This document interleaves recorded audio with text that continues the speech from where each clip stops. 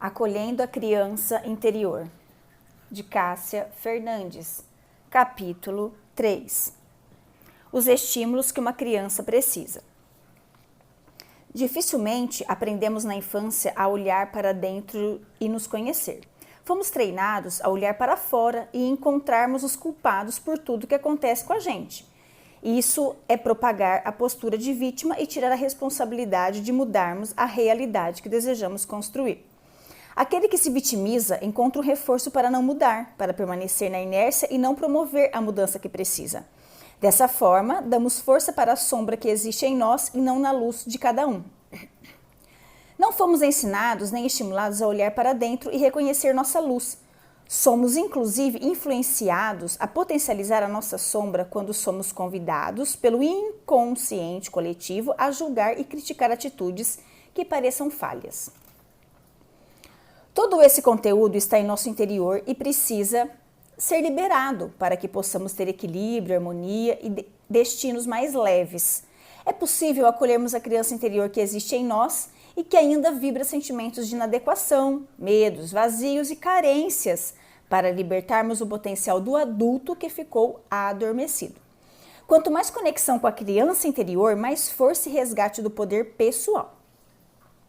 Essa postura torna-se necessária para interrompermos padrões que poderão causar sofrimento aos filhos que vierem.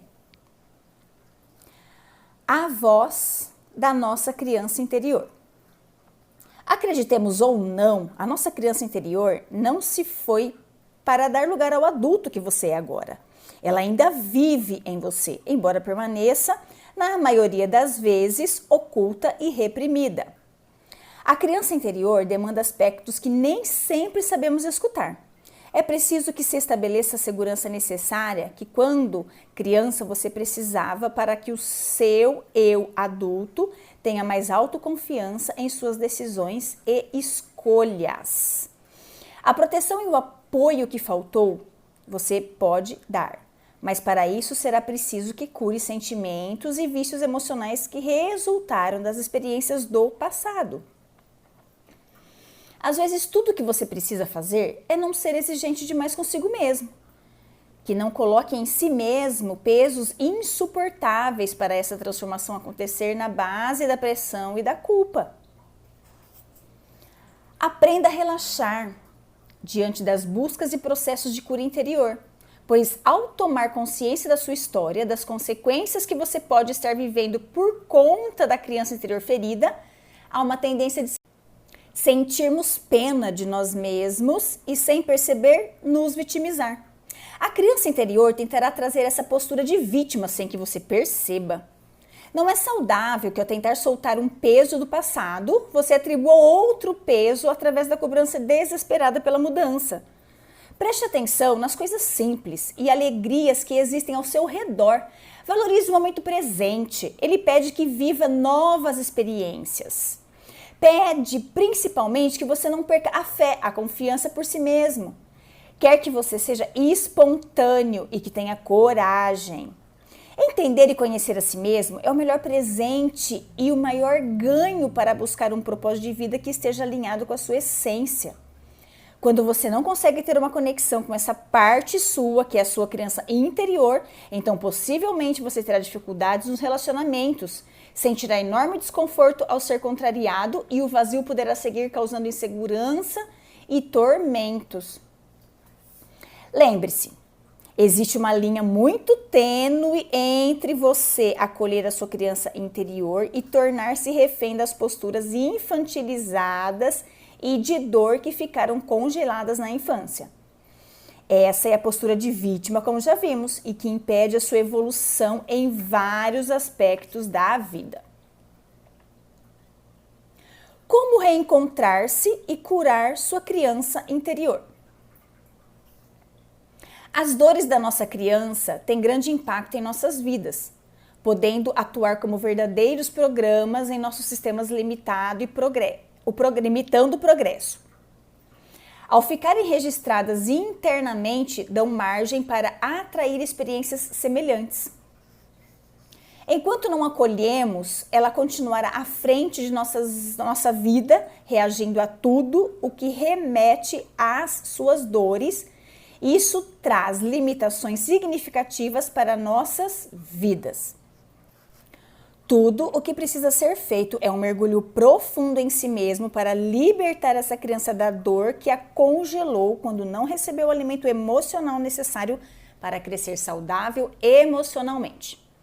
Essa percepção é feita com autoconhecimento, processos terapêuticos e desenvolvimento emocional. Mas é preciso querer muito a mudança. Em meu caso, iniciei com terapia, depois segui experienciando diversas técnicas e ferramentas de expansão de consciência e psicologia positiva. Até hoje estou em contato com esse universo que trouxe uma clareza imensa e um despertar para a vida que eu não imaginava ser possível. Vejo muitas pessoas com 40 a 50 anos com uma criança interior ferida de forma muito intensa, precisando se libertar de emaranhados que limitam a compreensão de si mesmas devido às feridas abertas do seu histórico de vida, porém sem consciência disso. Existe um grande equívoco quando há resistências em buscar libertar essas dores, porque no primeiro momento acredita-se que remexer em dores do passado pode despertá-las com mais força.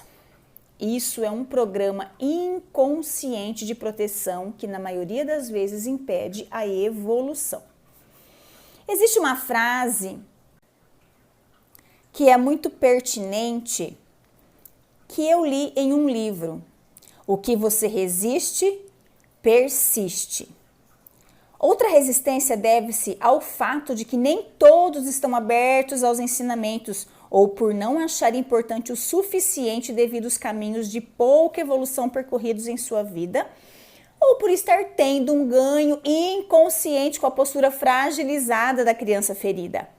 No meu caso, eu demorei muito para olhar o grau de seriedade de meus bloqueios e relacioná-los a uma criança interior ferida, porque o processo de evolução demorou a chegar.